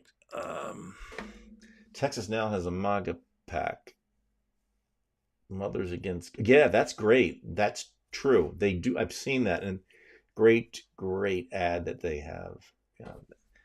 You're going to see great people come out of conservative states like Beto O'Rourke. He stood up for those parents in Uvalde, and he went after Abbott and that mayor. I think that you need that. I think you can't depend on the liberals that come out of liberal states. I think you need to have the ones who are in the fire in the states like Texas or in a state like Florida, who have dealt with the Republicans and the conservatives because they know how to deal with them, or at least better than we do. It's pretty easy to be a liberal and win in New York, but to do it down in Texas, that's why I say it's sometimes is good to have the liberal from the conservative state. They've been in the fire. Where's my music here? For God's sakes. I have to be careful with the music that I play. Like, this is Facebook music, because it will flag me on Facebook. YouTube, it'll give me a flag, but as long as I'm not monetized, it's okay. But on Facebook, yeah, I'm in trouble. So, is trying to add more benefits for Medicare. Yeah, I mean, Bernie has it right, in my opinion. But the problem was Manchin and Cinema. We could have gotten a lot more. But look, we'll take what we can get right now. Just sort of keeping the carrot. Yeah, that was shit, wasn't it? Ugh. But you still, look, you take what you can get. But like I said, she obviously was close with somebody in the hedge fund. Nashville's progressive, but the Republicans are trying to kill it. They gerrymandered the only Dem we had right out of the city. His district doesn't even exist. Yeah.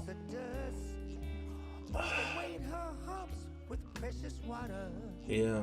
I'm not one to speak, Gary, because I say I'm from a generally liberal state, but I'm from a very conservative area here. These are fishermen around here near the Bay.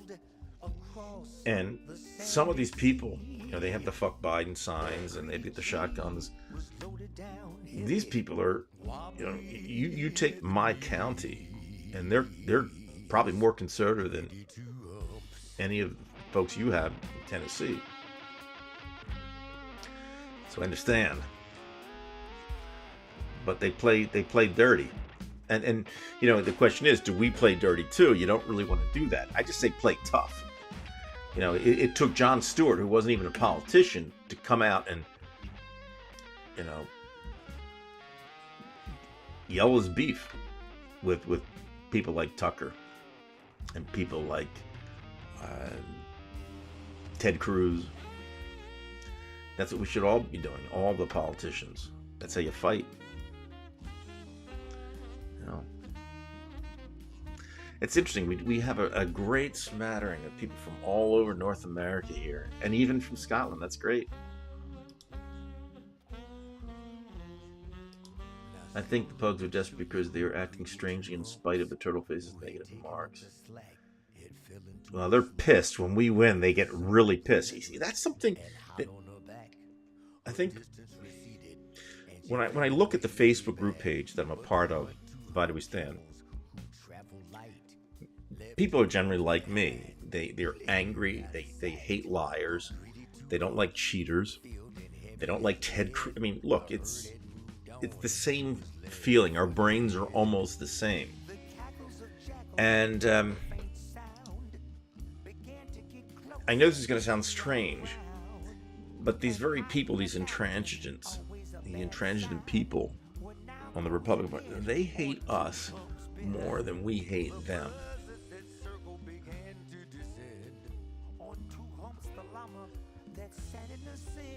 And that's potentially very dangerous. But you can't give up. Again, we're the majority. And you're going to have to fight for this thing. You can't have a hired assassin. You have to do it yourself. I mean, I'm not talking about killing. I'm saying it's the idea that you have to fight for freedom. Okay? People charge. Kilmer is wrong. People charge.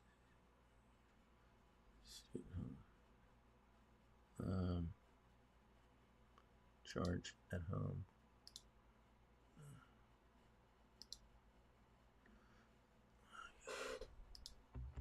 All right. Building an off-the-grid home in Vermont, 100%. Excellent. Hey, walking the walk.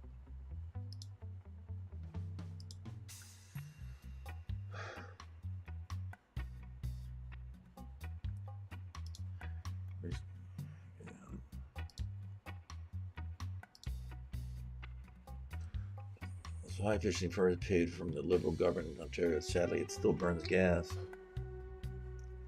Half the total cost of the fire paid from the Liberal government. It's a shame. Richards. Oh, Richards. That's it. Yes. Richards. Hutchinson. Richards. Ann Richards or something like that? Ann Richards. Wow, I'm really far behind here. IPAC problem with politics will corrupt special interests. Aid to water heat pump. Yeah, special interests are a pain in the ass.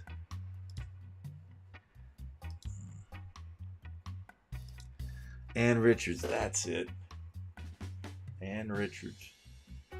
She's not alive anymore, is she?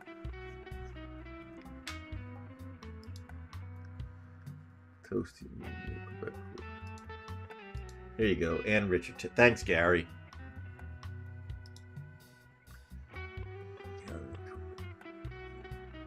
You see where people were pissed with Cracker Barrel? Cracker Barrel came up with a veggie burger.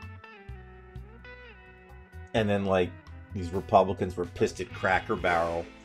They saw it as something liberal because they were putting a veggie burger on the menu. I mean, everything to them is political. I mean, they don't want to see... Again, to them, that's taking away their freedom. I want just my meat. But I should have the freedom to get a veggie burger, right? Again, there's that problem. Co-opting of words.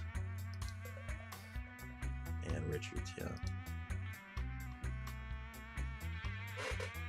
What the fuck?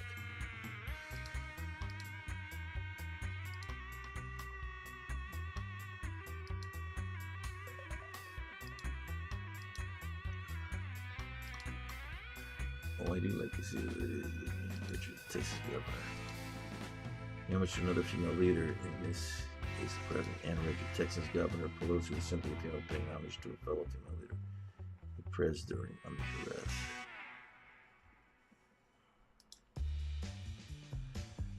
Paying homage.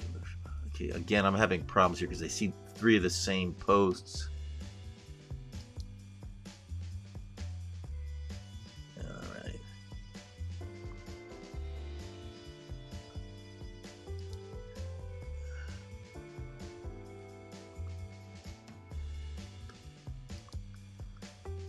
Yeah, essentially Orban's a dictator. And Erdogan, yeah, not good. Wow, I can't keep up with this. Every Western nation is facing the horrible people trying to destroy exactly, Veg. Veg, I was wondering, you know, I mean, because you have unapologetically been talking politics because you see, obviously, the bullshit. And it's interesting because, again, as a Canadian, seem immersed in what's going on down here. And you're right. I'm just wondering if you're getting any kind of flack from, because you do have a lot of subscribers. I mean, relatively, you know, a lot more than, say, this channel. Do you have any flack from people who are used to your videos saying, hey, why are you going political? I'm just wondering. I don't know. I mean, you may not.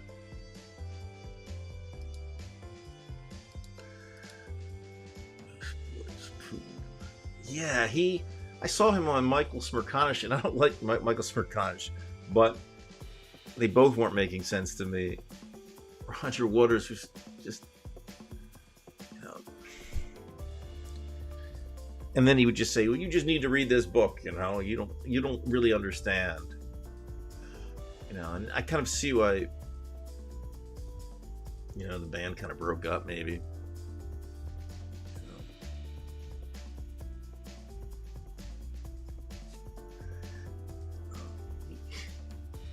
He gets like in your face political as soon as the concert starts.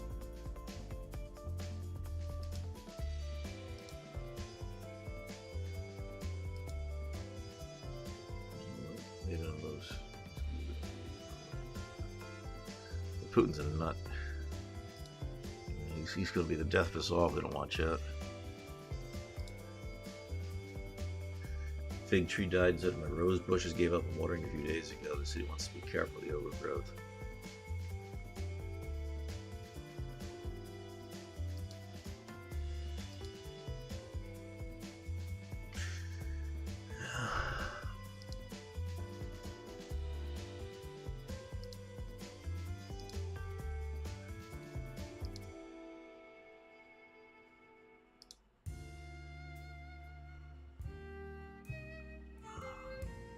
Yeah, I think the problem with having these 3 different platforms, I'm getting 3 of each. So I'm trying to get through this, and I don't like waste my time doing that during a show. For example, Sandy, your motorcycle, you know, you mentioned that you sold your Fat Boy motorcycle. That keeps coming up like 3 or 4 times in my list here. And again, I think it's a glitch, because I know you're not taking these out 3 times in a row. I mean,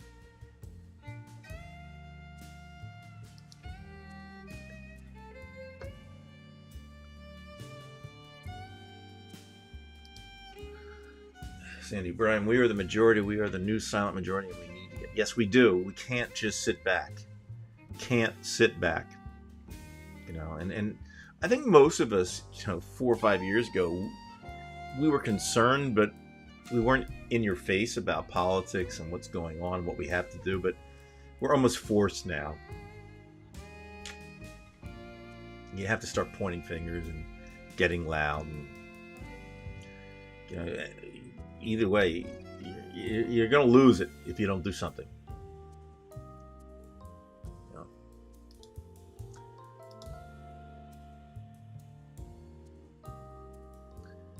Are they tripling up because they are bouncing back from each platform? Keep track of that if you're doing this beta. Yeah, I think that might be what's happening. Yeah, because it's probably showing up from YouTube to Facebook, and then Facebook is sending it. Yeah, it just keeps coming back like a mirror.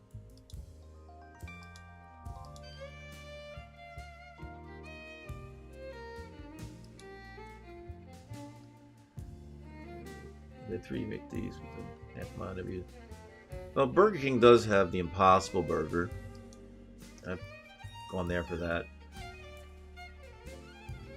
Yeah, I mean, what's with this RV crap? You know, I get it. People like to travel and bring their home with them, but you know, be reasonable.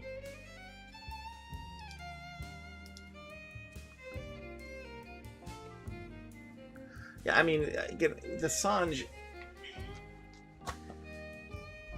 You know, they say I don't know enough about it, except that I have a problem when everything leaks against one person. Leak everything. Why didn't you leak about Trump? And why are you dealing with Roger Stone?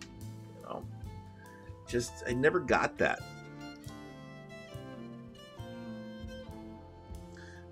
So, I don't know. But, like I say, that's not on my list. I'm sorry, folks. I'm just not too concerned about the Assange situation like some people are. I'm much more concerned about the Republicans and what they're going to do and the climate. That's, they're individual issues which are important, but that one just isn't, for me. For other people, it's a big thing, but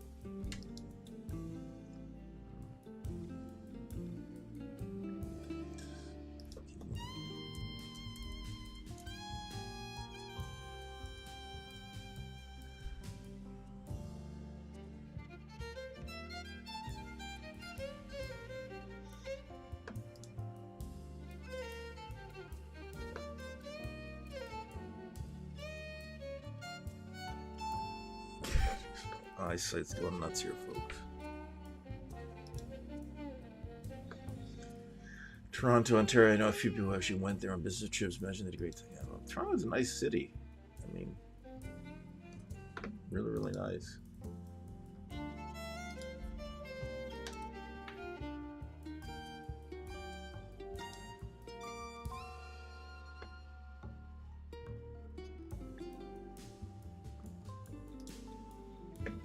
Yeah, I'm gonna have to deal with this next time, folks, with comments. It's just I can't keep up.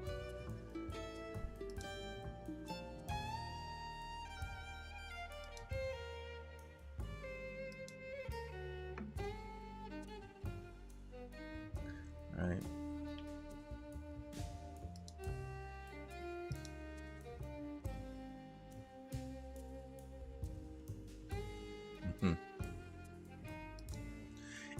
Interesting thing about Phil Esposito, he wasn't really a fast player. He wasn't a fancy stick handler, but he's the guy who just knew how to score. He'd get in front of the net and Johnny on the spot. He was just kind of a strange guy. He was a good player. He could score a lot of goals. And I think he started with Chicago and then he went to Boston. But, here's a guy who didn't have, a lot of great skills. He wasn't fast. When I think he played for Team Canada, Scotty Bowman put him on the bench and didn't, let him play against the Russians, and he was pissed off. But he said he couldn't skate with him. So he wasn't, the game had changed, and Esposito was getting older, and Esposito to this day was pissed at him. He's really pissed. On YouTube, he does a lot live, others do too. Yeah, folks, I really wish I could keep basic Alabama accounting. Wow. Oh, so I assume that you're from my county, Cumberland County. Yeah, I would agree with you. Yeah.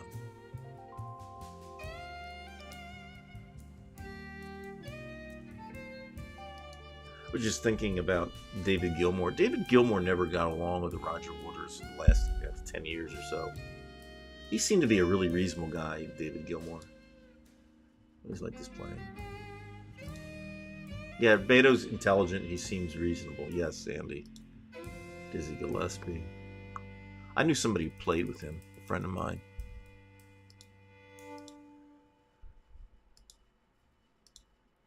He does look like a Kennedy. I agree with you, Veggie. He does look like a Kennedy.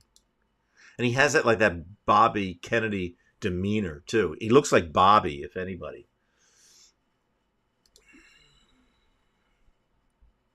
Dizzy only gave me his autograph, and I answered a dozen questions. After I answered a dozen questions. Wow. I never saw Gillespie play. Because, like I said, I have a friend who played with him once.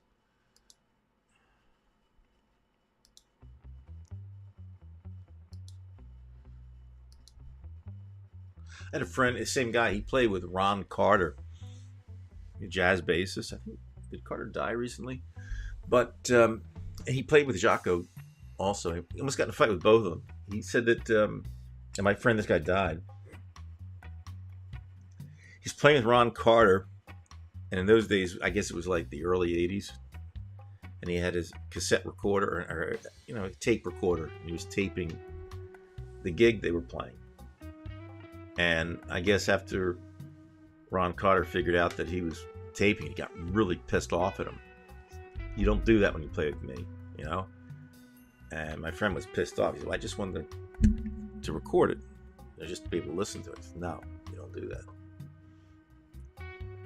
I'll tell you a Jocko's story maybe next time. I don't want to get into that right now. But went over to Jocko's house. Stan Getz lived up the street from me, and Ace really lived in my town. Funny how I remember. Wow, Stan Getz, my favorite sax player. A Kiss I can do without, but Stan Getz was great. Butter, right?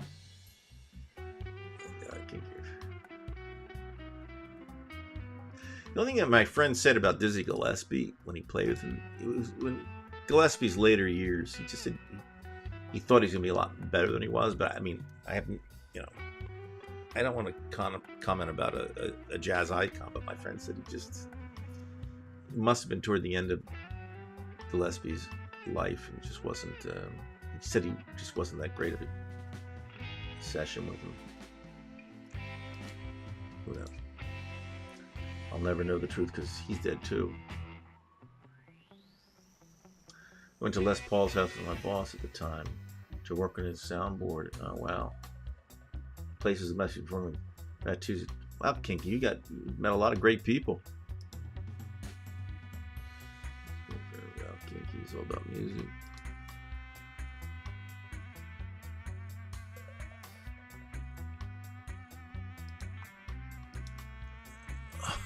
It's a hell of a time keeping up with these guys. I can't keep up. Did yeah. Well, just tell them next time there's something like COVID, don't wear the mask, right?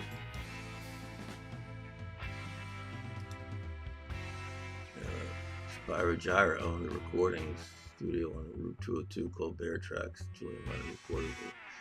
There's one tune by Spyro Gyra that I kind of liked. I forget what it was called. It's like some up-tempo tune.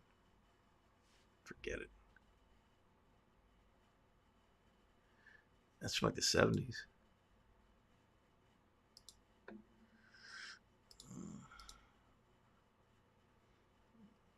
Geez, Kinky, you get some. We'll have to interview you sometime here.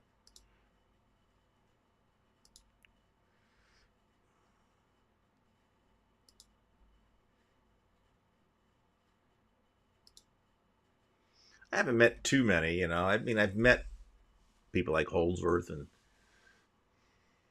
Livingston Taylor. I was actually in a bathroom urinating, and the door was like messed up.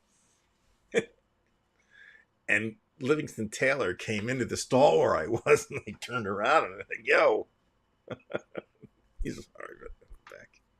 In fact, I saw James Taylor last night, I guess, was on Colbert. But Livingston Taylor, yeah. And Pierre Ben Suzanne did that to me, too. No, it was a different place. I take that back. One was at Apple Farms, which is near where I live. And another one was in Philadelphia. I have like bad luck with weird things like that. I mean, he apologized. He said sorry, you know. It's just weird. Well, you have to be, Gary, because your life will depend on it. I get flack from all kinds of people, Brian. Part of having a cult following goes with the territory. Yeah. Sometimes I don't think about such things, you know, with other people's channels. Do they get flack? You know, I think that's the great advantage of a small channel. You know,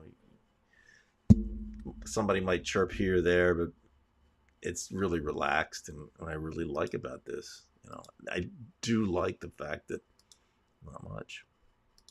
His son Rob was from Philly, I think, or at least he gigged in Philly. No, but Broadway, when we put back in the slide life, Sting, Dream of the Blue Turtles. Wow. Yeah.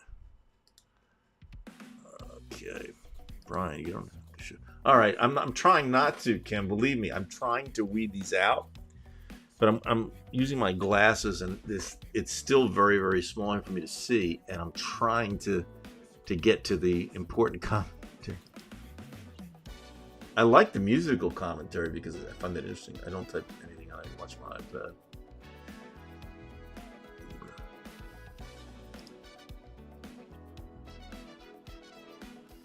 I'm just wondering if you met, Gino at all.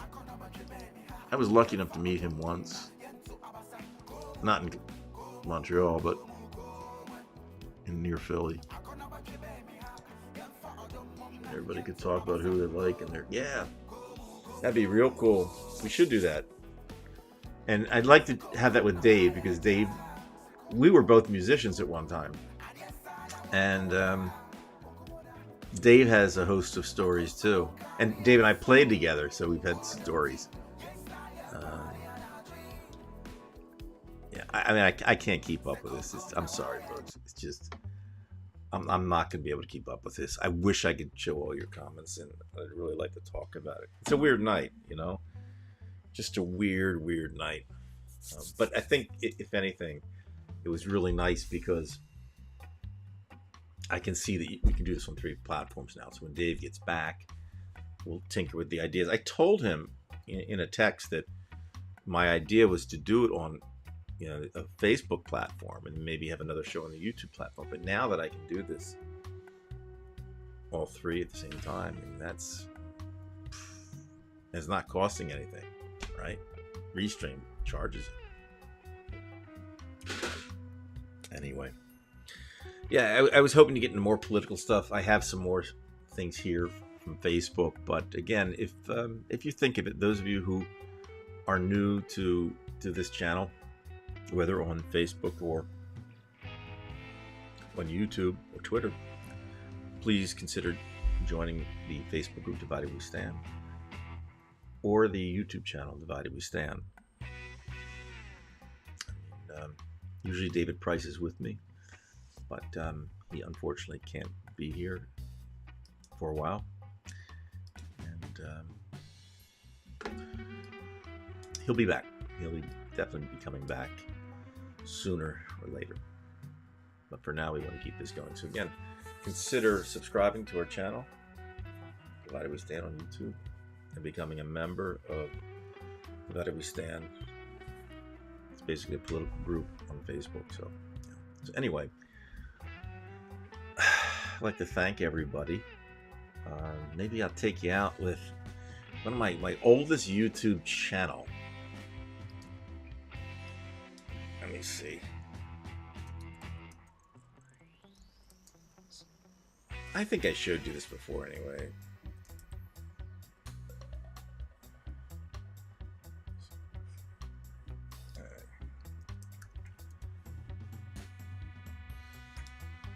Maybe I'll have a song there. Okay.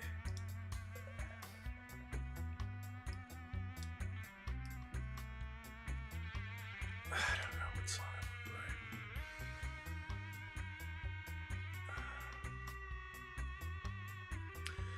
play. You know what? A lot of this shit I don't even like playing because I don't even think it's that great at all. But I wrote some stuff. I'll play one of my. I played "I'll See You in My Dreams" on my acoustic guitar. Maybe I'll do that since we've been talking about music, and then I'll lead us out that way.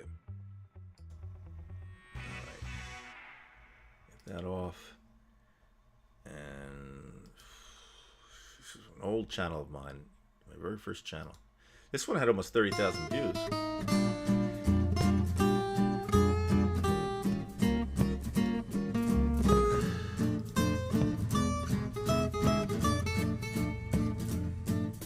I did this about, I don't know how many years ago. One of my guitar students played rhythm and I played the lead here. So I'll leave it with this and then we'll finish up. Maybe we'll have a music show one night.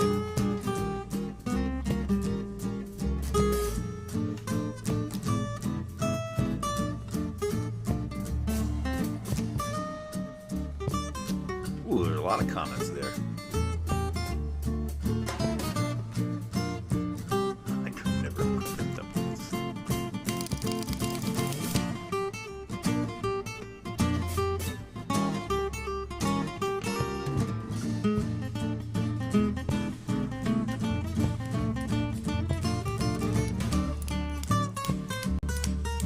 This was actually the first video that I posted. When did I post this? I don't remember. 2007. It's 15 years ago. And I remember the day I posted it. My wife suggested that I use the chaplain background video.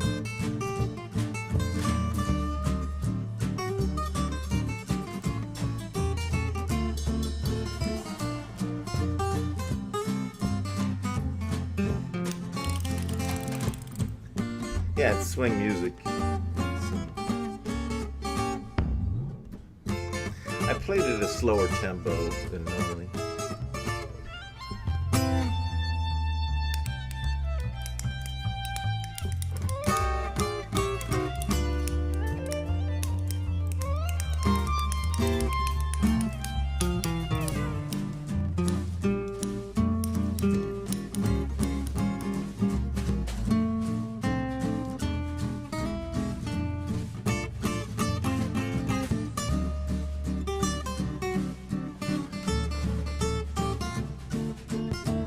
Well, folks, I'm going to sign off.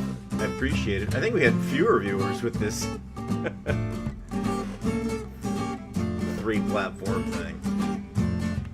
We'll see. All right, folks, have a great night.